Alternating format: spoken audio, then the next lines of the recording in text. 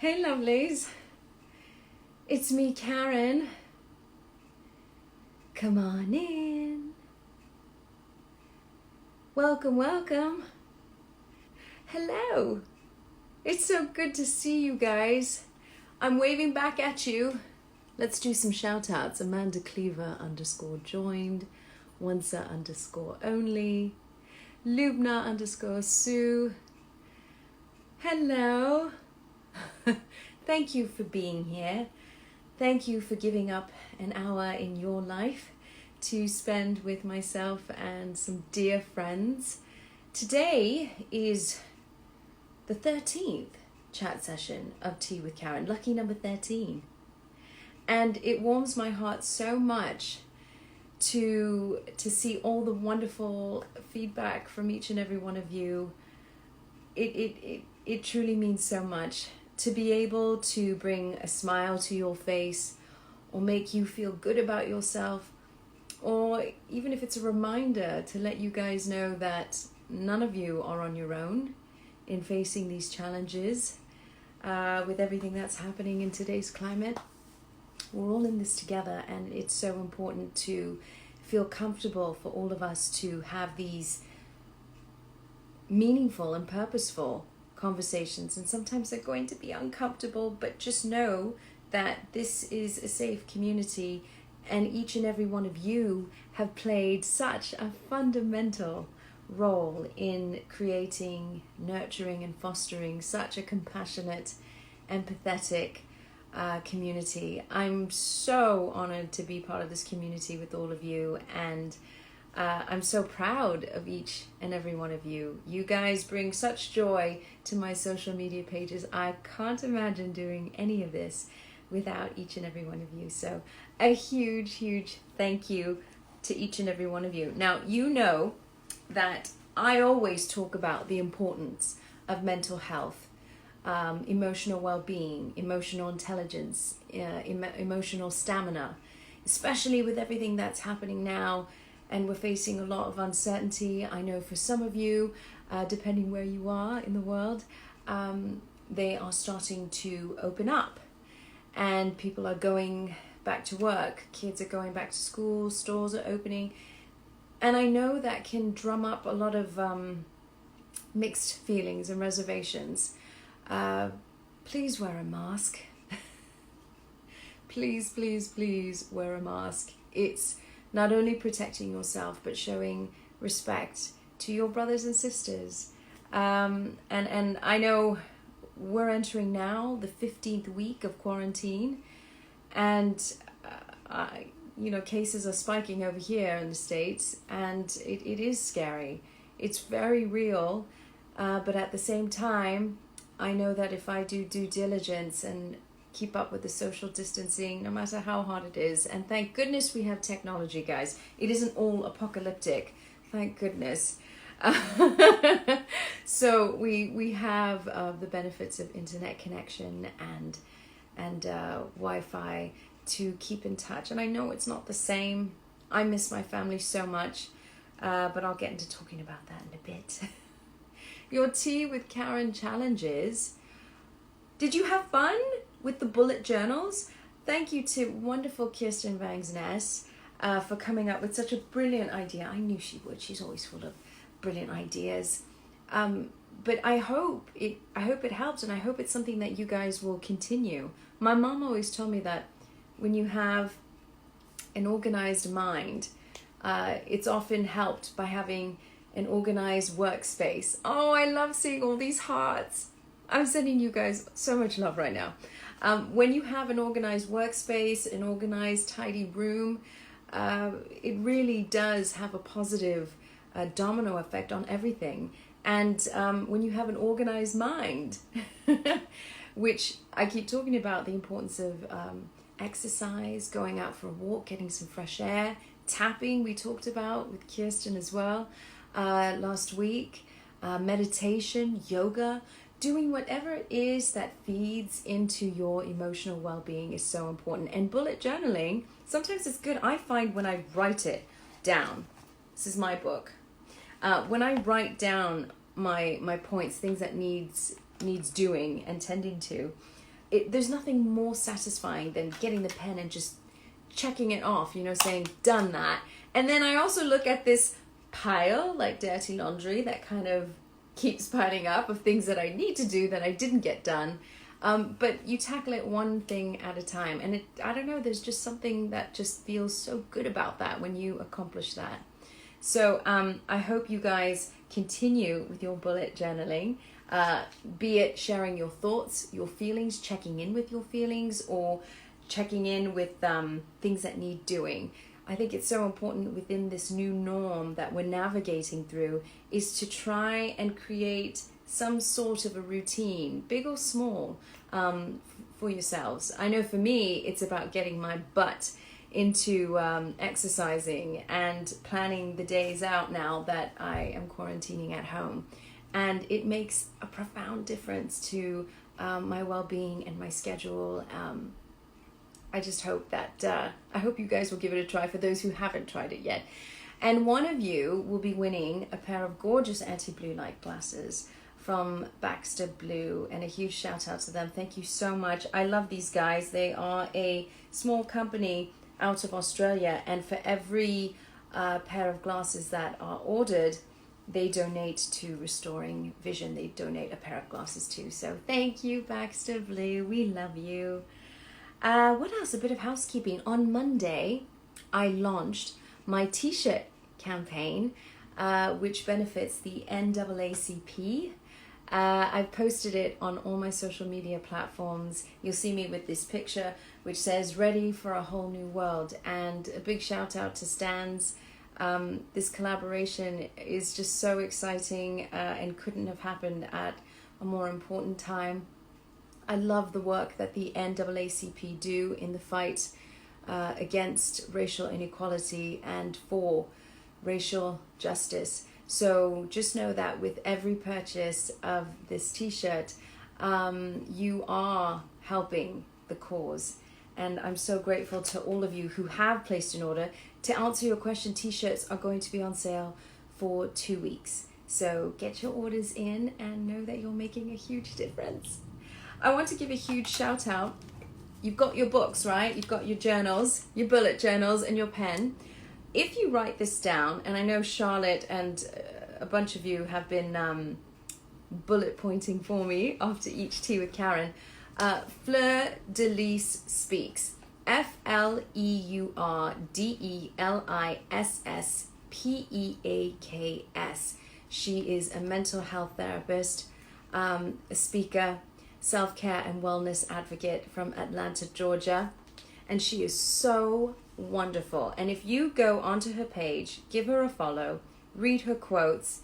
I feel it's so important to amplify melanated voices and show some love to our Black brothers and sisters. But she truly is magical. And I just come away from looking at her Instagram page with a huge smile on my face. She has some fantastic quotes on there. So, and guess who told me about her? Mama David did. So thanks, Mum. Today, I am having a cup of tea with the wonderful and enigmatic Ruthie Connell.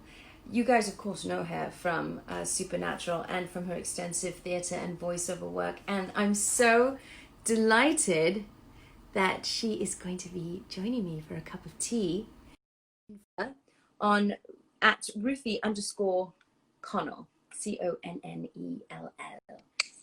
Hi! Oh, you look so beautiful! I've got my 2 cups of tea because I knew one would not be enough for an hour. This is a woman after my own heart. Oh my gosh, those are beautiful.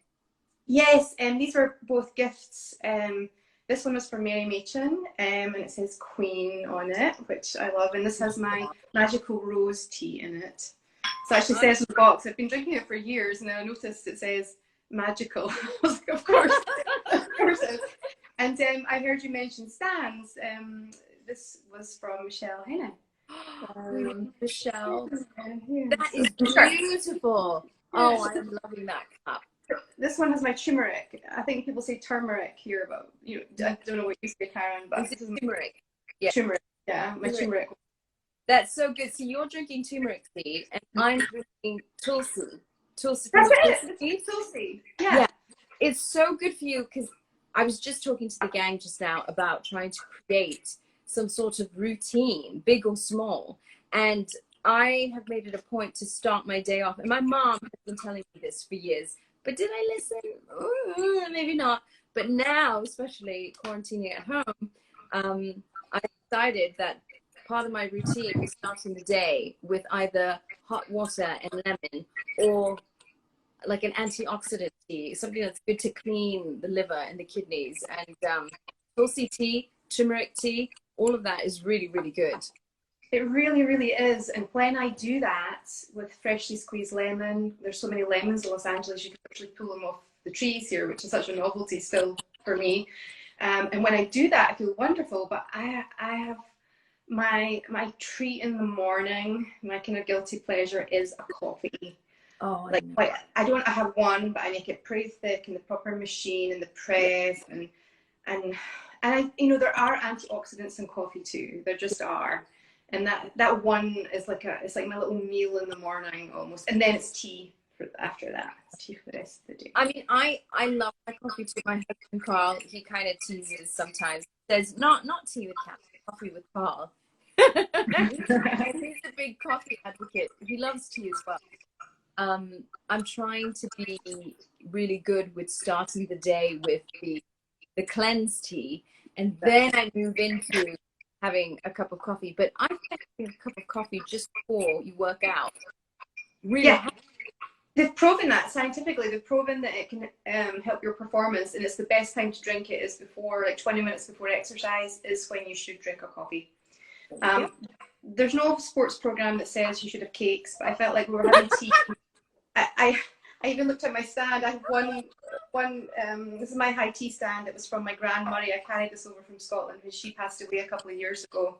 I got her tea stand, and so I have a muffin the size of my head, which I have already had a bite of. I have to say. So good. I've got my Choc Zero. You know, I've gone on sugar. You're so good. It you know what? It was not easy. I have the sweetest tooth, and that clearly runs in my family. And I just thought I was tired of having those energy dips, you know, so especially when you're working long hours, you know, that it can be really tricky. So I thought, what would happen if I tried to give up sugar? And I did it through keto. I did keto for a few months, and I went off sugar. That's the one thing I was able to come off with. I found, and guys, I'm not endorsing, but I'm so excited about this company, Choc Zero. They sell sugar-free chocolate. So, and it's dark chocolate, and it's sweetened with monk fruit, which is brilliant. And you know what? I honestly can't tell the difference at all between monk fruit sweetener and which is natural and so much more healthy than regular sugar.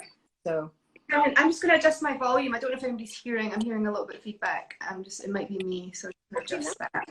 Yeah, hopefully that's better. How have you been? You know, we had, it was so nice to catch up with you last night, and it was quite funny because we just had a little check-in before today, but we were like for an hour. And I was like, we just did an hour, and it was so nice to catch up with you. It's really honestly up and down. I feel like what I've noticed is that as part of my self-care sometimes is to have somewhere nice to go, to have, you know, these things to look forward to really help me. And sometimes when you don't have that, you don't have structure, it's like there's nowhere to run, there's nowhere to hide with what you're feeling or what's underneath. And in a way, because I'm very into healing and spiritual work, as you know, and you are too, I do think it has been a massive opportunity to go inwards and process stuff. At the same time, you don't want to get too into what's difficult and what's hard. You don't want to get stuck down there. You know, we need to be mindful and uplift ourselves. So it's been very, I'm going to be truthful and say it's been very up and down. Because I think that the lows can feel more intense because everything is so intense in the world. You you wouldn't be functioning properly as a human being, I think, just now if you didn't feel upset. You know, I think that's a healthy reaction to everything that's going on. If you didn't feel angry, if you didn't feel a lot of different emotions about all the different things that are going on, and at the same time, there's not the usual places to kind of distract yourself or get rid of it all. So it's been a very interesting, intense time for me. But it's so understandable and relatable. I just feel like each day I wake up, it's a new day, which you have to navigate through. And one thing I will say, it's just so good to be able to talk, you know, to talk to your friends, to talk to your family. And I know you're missing family back home, so am I. Yeah. And just the idea of now knowing that it might be some time before we can go back home. Yeah. And with the family and friends is really tough. It is, and I think I said this to you last night as well, that doing things like this, I'm so happy to do and connect with our fans and you, because it actually really helps me. It helps me to feel like I've got a reason to get up and put my makeup on and turn up and show up and try and contribute. And so it's always it's the same with the conventions. It's always very much a two-way street where I get so much out of it. And yeah, and it was Father's Day just there, and I'm very independent, you know, I've been out here on my own for a while, but just that reality check of not knowing when I will be able to get on a flight. Normally I would have been in Europe by now for a month this year, and yeah, and now it's like, I hope it happens before the end of the year. You know, my parents are not getting any younger. Exactly, and we talk about, I think that's what hurts me the most, that knowing that our parents are getting older, I want to spend as much time as possible with them. And yet I feel like there's so many stories that my dad tells me that I didn't know before. So much that I just want to, I ache to be quarantining with them and having a chance to be able to hug them. I think that's what really weighs heavily on my mind. You know, yesterday when I was talking with Carl, I was saying there's a danger where it's very easy to think about what this year should have been. No, you know what I mean? And I'm like, oh, that needs to go. I was supposed to be here. This was supposed to be happening, and this, and then this, and that. But before I got caught up into it, I just had to take a deep breath and say, "Come on." And I know a lot of us, quite understandably, want to cancel 2020. But here's what I want to say about that: is that let this be the year that we grew, evolved together, learned, unlearned some things. Let this be the year where we listened to each other and where we all came together to create profound and fundamental change in shaping a better world. You know, my teacher came with me now when she came up with that, like, ready for a whole new world. I am so ready. Like, we can't go back to what the norm was before. I'd like to think that after this year, we move forward into a new realm where it's so much more compassion and empathy. And I feel that. I don't know if you feel that too. I feel that energy. Yeah. I think we learned with COVID how interdependent we are, because somebody got sick in Wuhan, and you know, it's affecting the whole world. We're so connected physically now. We're so connected technology. We're so connected. I think it's become very clear that it's one big ecosystem. We can't be just in our little pocket over here doing something and it doesn't affect the rest of the world. And then I think in a way it has been a perfect storm, with everyone being so kind of hemmed in with COVID, and then with what's happened with Black Lives Matter, having like, it has been so amplified, and it's what is needed to happen. And it's like a huge big that cannot go back. It cannot. I don't see how it possibly can, especially with all the awareness and connection that we have now. And I do think ultimately there is always a healing, and there is always a blessing, and there is all. I mean, the legislation has been changed. The protests have worked. It does work. We can connect. We can get together, stand up for what we believe in, and affect change. Yeah. And it's kind of miraculous as well. It's been hugely upsetting and disturbing, but also profoundly necessary. And I'm always so optimistic. I'm so optimistic that when I went down to a protest just near me, how much love was there. You know, that's why people are doing it. They're outraged and they're upset because they don't want any human being to be treated like that. And so I think I do, yeah, like you're an optimist too. I do think that there has been a reason. Survive. I know, we were talking, I know, like, yeah. It's a choice. You know, we are very much in control of how we choose to react to things, which is something I always tell the gang on here as well. And to practice that in the beginning, it's not easy. But the more you practice it, the more you see change even happening within ourselves. And I keep telling these guys too, as my parents tell me all the time, that it's so important to take those necessary breaks in between and hit that reset button. You know, be it through, you know, because it's a lot, it's full on, there's a lot to absorb, there's a lot to take in, and to digest. I've been having a lot of conversations, not only with my close Black friends, but also with my family and Carl, and having a lot of uncomfortable conversations of things that I've been through. I think one of the things that has come out of Black Lives Matter, and this is where we were talking about the difference between Black Lives Matter as opposed to All Lives Matter, and why Black Lives Matter now. They're the ones that have been attacked and oppressed for 400 years. This is where our focus needs to be. But people then say, well, all lives matter. Yeah, but when you focus on Black Lives Matter and address the racial injustice, the systemic racism there, that then has a positive domino effect. Once that's addressed, everyone else. Absolutely, and it's what we've been saying about the male-female thing for a long time, and I think the Me Too movement helped that. That has been a part of this building block of change that's been happening. A lovely 13-year-old girl, my friend's daughter, explained, you know, the analogy that's been on Instagram. My house is on fire. Well, I have a house.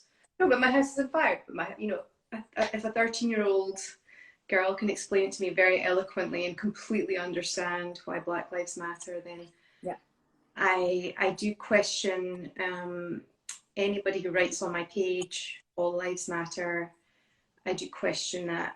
And I did some, I joined in the monologues, the nerdologues recently, and we're now donating, Mark, who organised it, is donating a lot of the money to Black Lives Matters. And 3 or 4 different fans kind of challenged me about where the money was going and what the background of it was. And what I did was I took the time to do research, and I didn't just joust back. I listened to what they said, and I did some research, and I sent everybody back some kind of response like, well, it's through Act Blue, and this publication here shows that it's not biased, and and I tried to be mindful.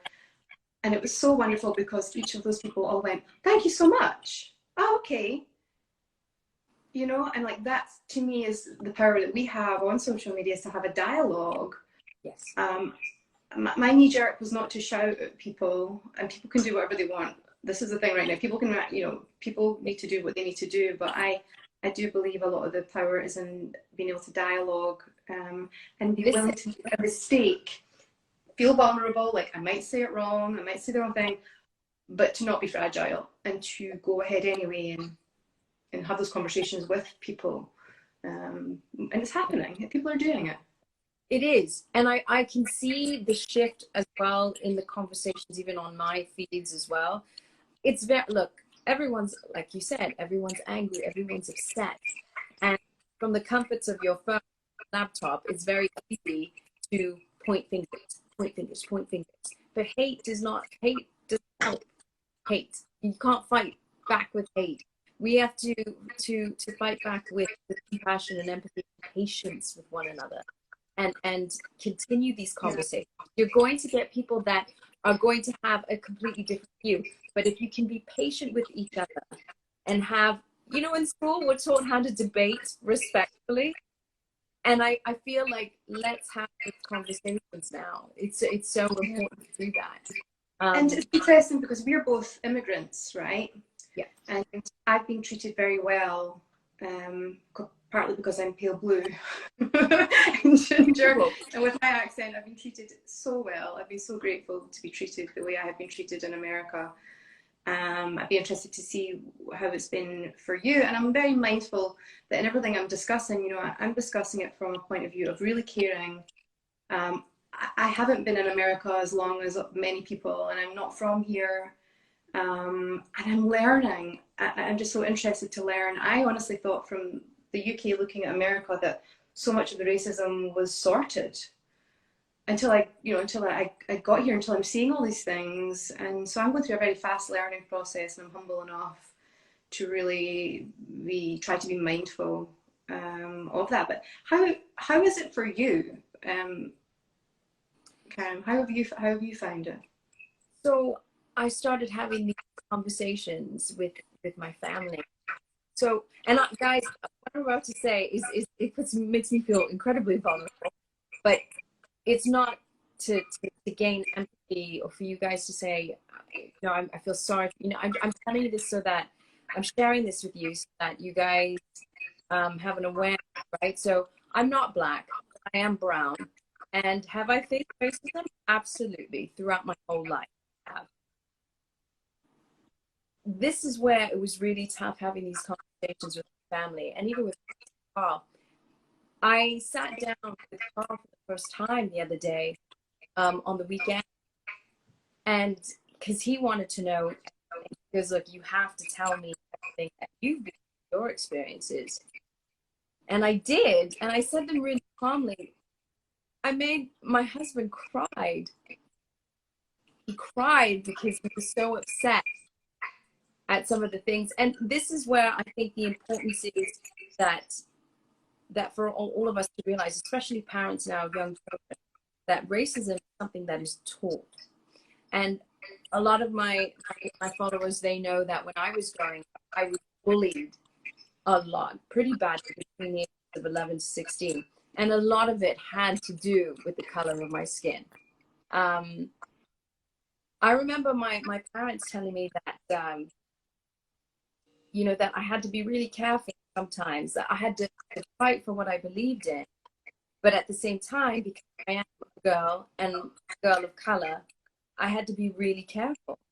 Because where I grew up, it was predominantly white. So the kids, and where did they learn this stuff? You know, I'd bring my food to school at lunchtime, and I got called all sorts of names. You know, I got called Pat, I got called Brownie. Look, and as an adult, I understand. Like, I don't agree with it, but I know where it's coming from. But I've been told that my color is. I got picked on so badly about the color of my skin because it looked shit, is what I was told. And then I realized that domino effect it had on me for the rest of my young adult life. You could not mention the E word to me. I even have journal entries where I didn't want to be told that I was ethnic because that meant I was different. And as a child, you want to fit in with all the other kids. You know, there's something so beautiful about that childlike innocence where there's no judgment. It is all love and inclusivity. But I want to be referred to as ethnic. I tried everything in the book to be white. I was scared to go out in the sun to get darker. I put blue contacts. And this is the first time that I'm saying it aloud. Oh, and it's been really it's been a journey in itself, trying to heal those old wounds, but coming to a place of understanding. And it's more easier for me to talk about that now. And I asked my dad, I said, you know, Mom, Dad, have you guys ever been through this? And they said, of course. But they never talked about it because they didn't want to be defined by that kind of racism that they face. But I think we're now we are in a time where we are being encouraged to talk aloud about it. I have never talked about it before. Yeah. And it's the first time that I'm now open.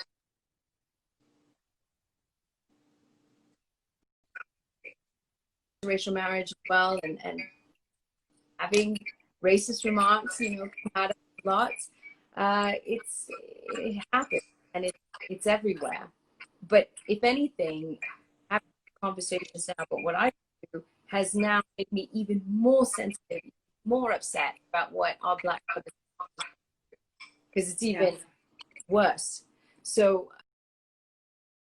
it's been a real journey, and it still is. And I'm glad that I'm having these conversations. This is why I'm encouraging everyone else to keep talking about this. This should never stop. It should be something that's part of our everyday conversation way, because it's all about evolving and bringing back love and acceptance. Yeah, and I do think that within what we do, Karen, we did find our way into a job and an environment where there's generally more acceptance of other. You know, you find your community, and there's difficulty within that too. But it's just to say that I think so much of the fandom. I think I said to you, I've lost maybe 4,000 or 5,000 followers in the last 2 or 3 weeks, and I'm sad that the conversation can't go forward with those people, but 850,000 people have decided to stay, and I think so much of it is because in our fandoms, and people who are watching probably, so many people relate to sci-fi and what we do and all the genre stuff we do, because most people at some point have had a sense of being other, or having, and not necessarily for the color of their skin, but I can connect to that very much from my childhood, feeling like the odd one out, or different, or other. Yeah. And just tapping into that is a really good way in to beginning to understand what that must be like for Black Lives Matter, and for all the things, especially for trans right now. One of my dearest friends is trans, and you know, them saying they feel like they're the lowest of the low, and it's so, they're wonderful, and they're setting the world on fire. They're incredible. They're going to be okay.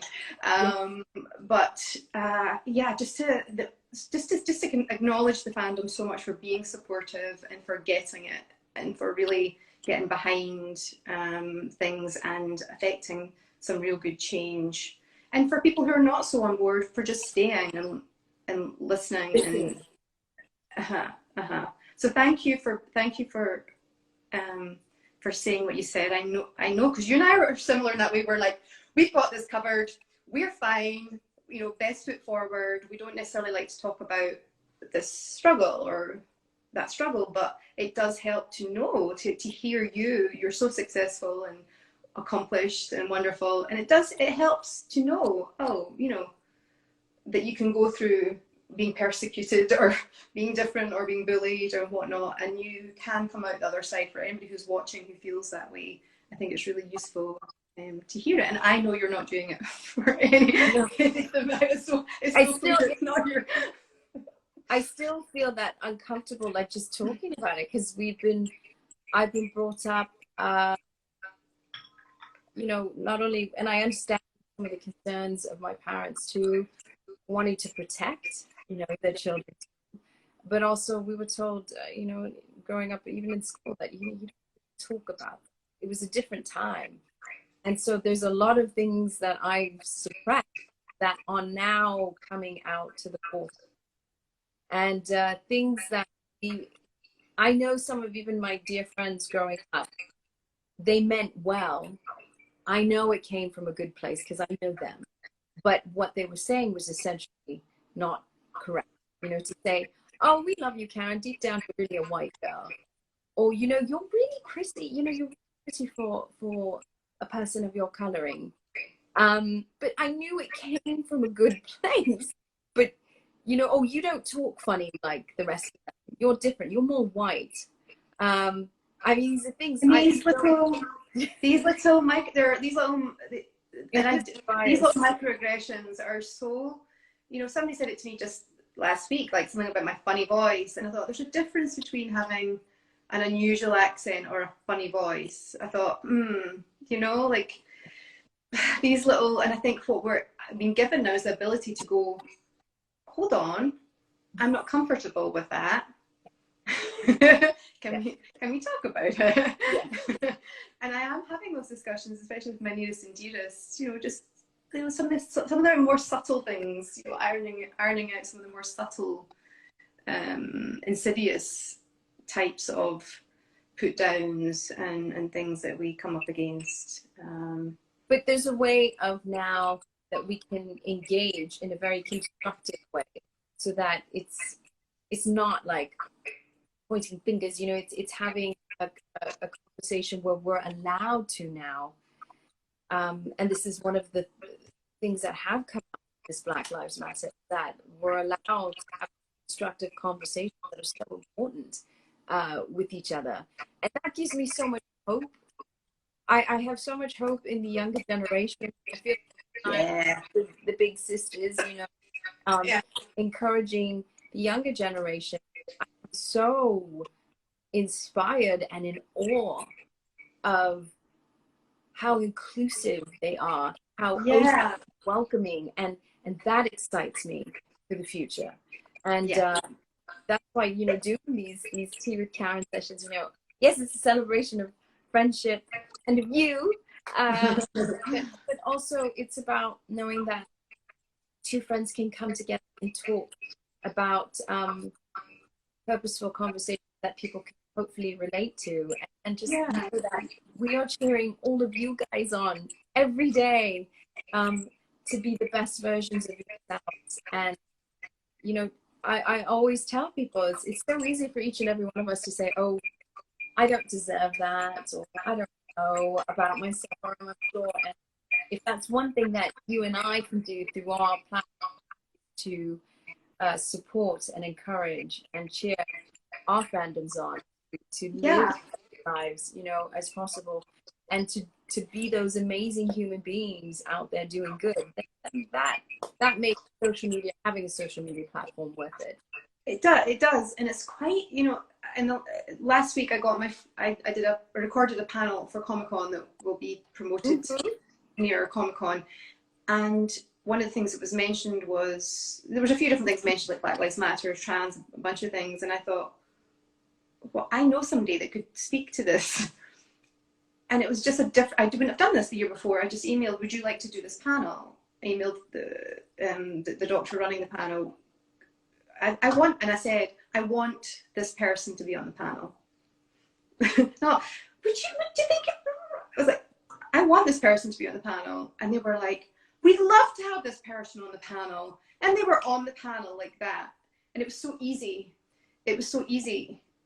Yeah. To go, here's a little bit of here's a little space I can make right now. And I'm doing, just to mention it because we're on Instagram, my friend Elle Lorraine, she needs to let me know when she's going to do it. She came round the other day. She's African-American, an amazing actress. And she came round the other day and we ended up 4 hours, blah, blah, blah, blah, blah, blah, blah. And she's going to take over my Instagram. We're going to do the share the mic thing soon. So I hope everyone kind of tunes in and has a nice watch. I love that. Elle. She's so fun. And she's the lead in the new Justin Simeon movie. You know, she's doing really well too. So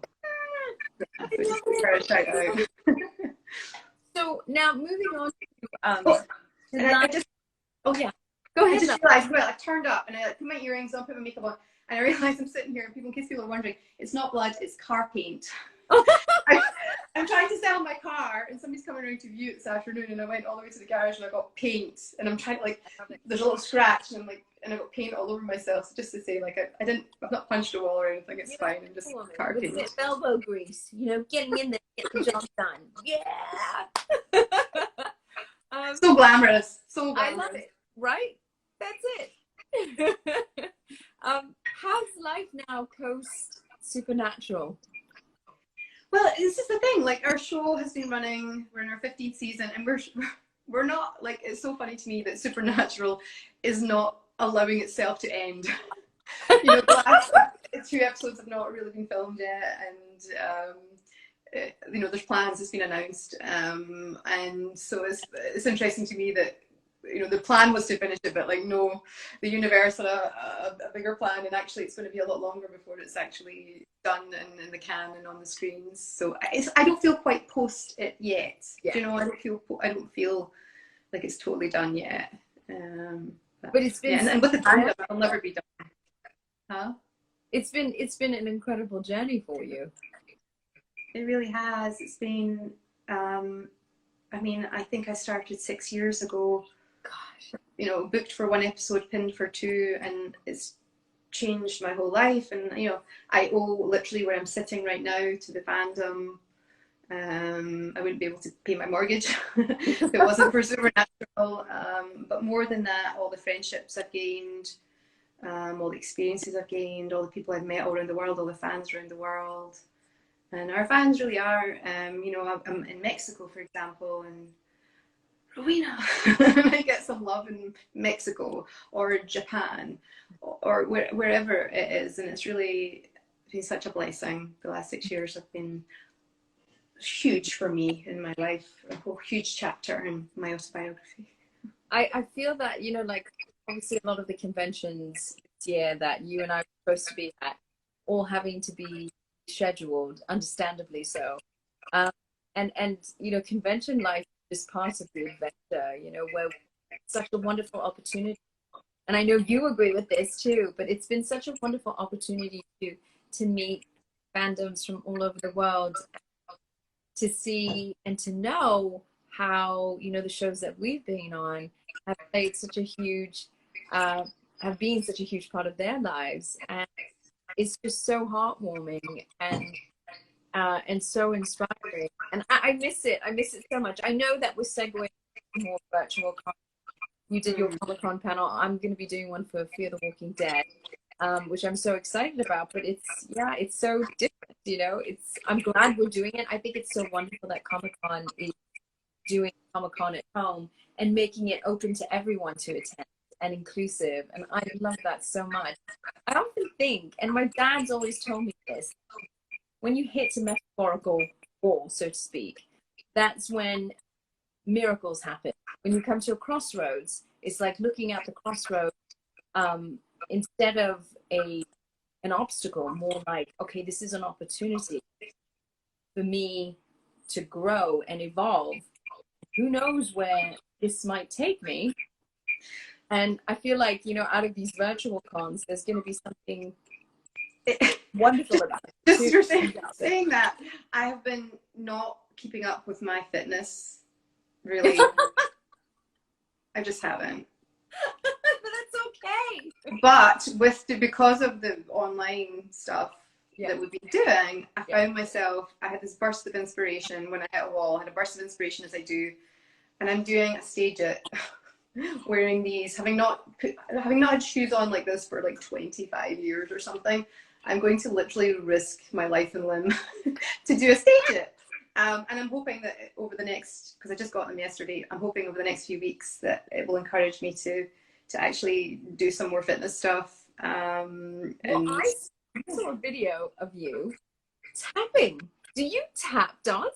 Because I got my tap dance shoes that I've buried at the back of the closet from drama college, and I got them out, and I'm so rusty beyond belief. We should do it like tap dance duet. I'm gonna be very rusty.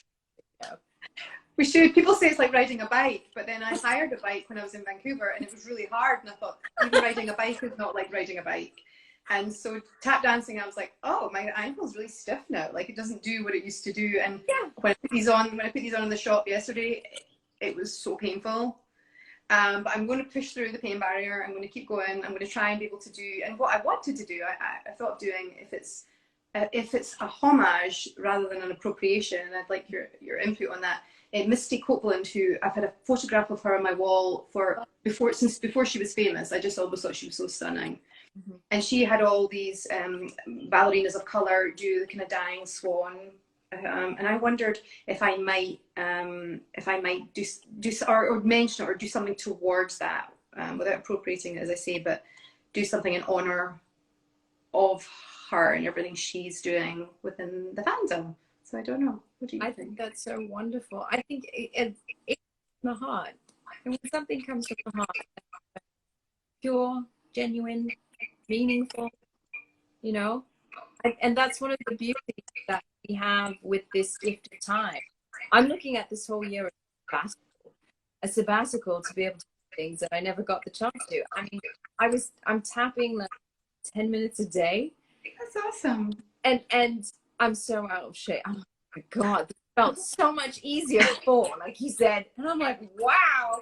I'm like sweating after 10 minutes. But it just takes me back to when I was in drama college.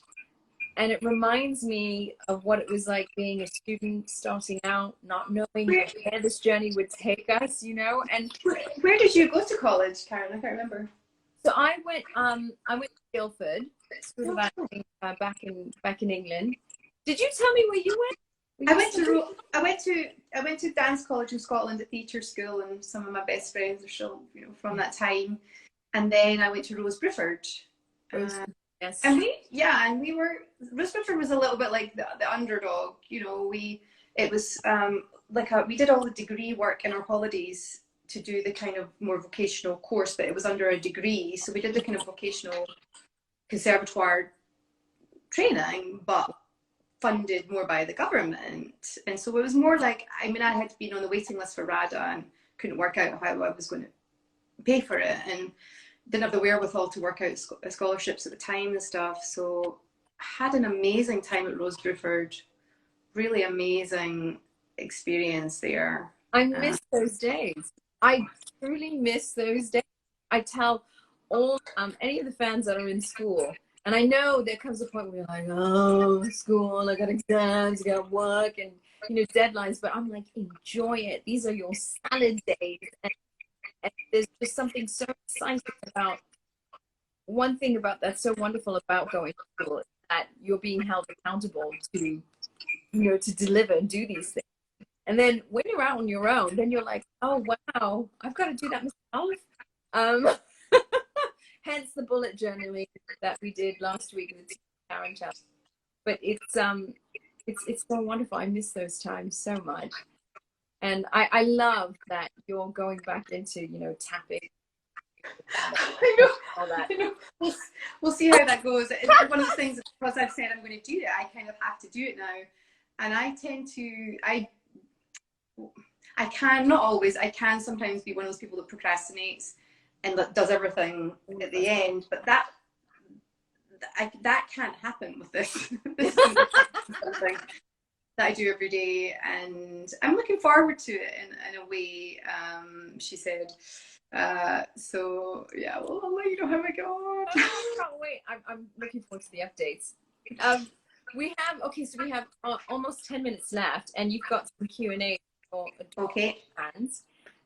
So I shall fire away. At Jamie of Oldstone asks Ruth, what inspires you?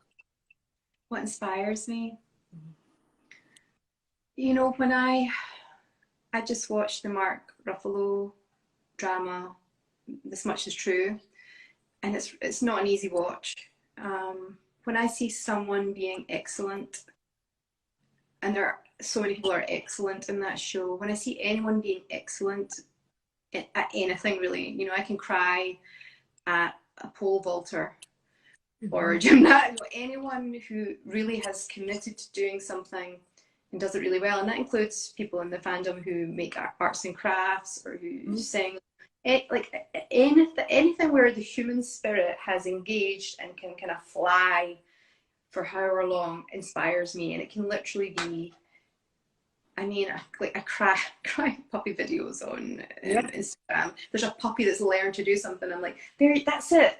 There you go. There's the like the stuff of life. You know, there's the magic juice that we all have in us, that we all need. You know, that we want to tap into. That gives us energy and gives us purpose. So many. I I become so excited when I see good people doing great things, or when great things happen to good people.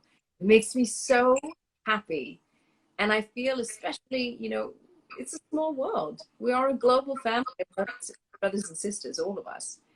And it's, especially now more than ever, it's so important that we take each other on, that we celebrate our strengths, each other's talents. That is one thing I'm so grateful that my parents taught me about, how ineffective and useless jealousy is. And Comparison. you know, yes, and we live in such a comparative culture, especially with social media. And that's the danger of social media, right? You're comparing your insights with somebody else's presentation. That's the real danger, to always remember that. And my mom gave me this analogy, and I say it very badly, not as eloquently as Buddha. You're in a field of flowers, and all these flowers blossom alongside of each other. And I can promise you that one flower doesn't look at the next flower and think, "Hey, your coloring is much more vivid, brighter, and beautiful than mine," or "You're taller than me," or "You're skinnier." They don't do that. They just blossom together. And my mom told me that since I was a little girl, and I've always remembered that. Focus on your own lane and your own path. Yeah, and I'm glad. Yeah, I'm glad you said that. And just with the lane thing, there was something I wanted to say about using our platforms. Don't let anybody's watching, don't let anybody tell you to stay in your lane. You know, if you care and you've done your research, that can be your lane. And as for actors speaking out and be quiet, you're just an actor. We are in the arts usually because we have stories that we care about telling. And usually plays and all the things that we study, Karen, you know, they've always been political, sociological. There's a reason that they've been written, and we're expressing them. And so all of humanity, all of this has always been our lane. If you've done the work, if you've done the research, and you have an informed opinion, I believe, and yeah, so be in that lane if you care about it, whatever it is, and flourish in your lane. Yes. Don't let anybody tell you it's not. Whatever it is. Yeah. I think if we've learned now, even now more than ever, the fragility of life and how precious it is, how short it is, it's harder to listen to your heart. But it is a path that you have no regrets. You know, because you're being authentic, you're speaking your truth that resonates with such purity within you that can never be wrong. And it takes a lot of courage to follow your heart. But if you follow your heart with that genuineness and compassion and empathy, gosh, it's a miraculous journey, really, truly. Let me find it. There's so many good questions here. Okay. Ray, I hope I say this right. Raina Redden asks, your favorite memory on Supernatural? I know that's hard. It's so hard. There's been so many magical moments. Oh gosh. I remember at the end of season 11, being in Jensen's trailer, Jason Mans playing guitar. I think Rob had written a song with him. Misha was there. I just lost my phone. Misha had found my phone. Robin was there. Like, just one of those moments, just, you know, and Jared there, everyone there, and just in Jensen's trailer, just feeling like, oh, I found a family, you know. That moment is so magical too, when you just sit, you look, you're like, yeah, this is family. Yeah. And you and I have been so lucky to be on shows that very much have that family sense of community. I felt that with Gallivant. I felt that Once Upon a Time, Tim. you know. And Tim, yes. So you guys are asking how Ruthie and I know each other. It's from wonderful Tim Omundson. It is, and also I was just because I have this year because you know Tamina as well, don't you? Yes. Yes, Gosh, I haven't seen her in ages. yeah, Yes. Tamina had made this, and I think I saw you at Jamie Akingbola's. Yeah. You know, I feel like we were always going to know each other, but mostly Yeah. through Tim. And Tim came onto set. I was filming. He wasn't filming that day. He came onto set and so supportive, like such a gentleman, and went out of his way. Such a gentleman. An inspiring spirit, considering all that he and his family have. He is just this shining example of strength and courage, you know. But yeah, no, I'm grateful for Timmy because I got to I have a quote that I found. I'm giving a lot of shout outs to different Black activists, foundations who have dedicated their whole lives to fighting for racial equality. But what's been so wonderful is if you guys Google, or no, when you're on Instagram, you look up the hashtag Amplify Voices. So many wonderful Instagram accounts that I'm coming across. Yeah. And because I'm focusing a lot on mental health and emotional well-being, there's one account that I really loved as well, Mina, MINAAB, and she wrote this, and I just love this so much because my father followers know that he always told me since I was a little girl, love yourself. She wrote a quote similar. She said, love yourself when you're tired. Love yourself when you're weak. Love yourself when you're confused. Love yourself when you're broken. Love yourself until you're restored. Oh, I love that. and I love that so much. yeah, that's beautiful. And I loved the Blackout Tuesday for me really worked because in trying to amplify melanated voices, I did come across different accounts, and you do expand your horizons and let more of those voices in, and that's so important. And you do it. You talk the talk, but you walk the walk, Karen. You do. You really do. Well, you do too. We you know, I feel like all of it, this just can't happen in vain. You know, it's the lives of Ahmaud Arbery, George Floyd, Breonna Taylor, Rayshard Brooks. I mean, the list goes on. It can't just leave it there, you know. And it's so important. Like, this is an uphill battle, a bit of a marathon. Stop after a few weeks, you know. We have to keep doing the work, but knowing that whatever work and time that we invest in this is going to create a better future for everyone. And that excites me, you know. That really excites me. And in between, it's still really lovely to know that we can have these tea sessions and talk about ballet point shoes and tap dancing. And how's your muffin? I need to get to it. I'm disappointed. It looked very chocolatey, which is why I bought it. But I think now that I'm into it, it might have something like, it might be flaxy or something kind of healthy. So I'm like, oh, that's always good. I know. Flaxy is good, but it's not as glamorous, is it? As a nice, like, chocolatey kind of thing. Do you bake? I make one cake, and it's a flourless chocolate cake with green and black's chocolate, and it's so dense, it's like a kick in the forehead. And it's the one thing I make, and it is brilliant, like, because the recipe is easy and it's really good. And when I do make it and take it, people are like, because it's the most intense chocolate. But will you? That's the only one thing I do. Well, you do it well, so I'm wondering if we can do this again in the future. But if we can bake it, and maybe if you give the recipe, then we can all bake it with you. Okay. Well, okay. It's a prize recipe, but okay, I'll share. Oh, really? Okay. No, I'll share. Similar, yeah. We can't give away your secrets, but well, love, I can't believe an hour's just come and gone so quickly. No, I know. Thank you for having me. Oh, no. You have brightened my day, and you've given me the necessary reset button that I needed for the rest of the week. And You too. I love what you're doing.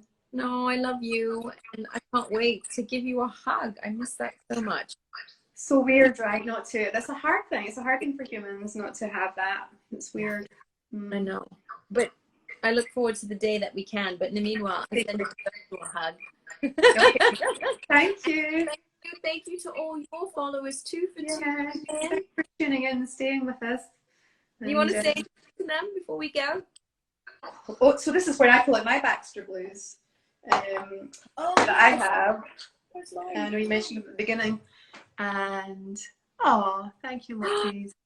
I love it on you so much. Burger. I've left it in the Jasmine, Soft to RuthConnell.org. Hi Tori. So many people. Thank you. I love all these shout outs. I love this. It looks so beautiful. I love it. Yeah, I have 2 different pairs now. I love them so much. And these ones are more like, these are more kind of like the ones I had actually when I was 5 years old. They were really similar. So I like these. Those are lovely. And they really do work too, I find. It's good for your melatonin. It's good for the blue light and for falling asleep at night to have these on, especially in the evening and stuff. So it does make a difference. Yeah. I love them. Thanks, Baxter Blue. Thank you. Thank you, lovely. And thank you all for tuning in and having a cup of tea with Ruthie and I. We'll see you next week. Bye, love. Bye.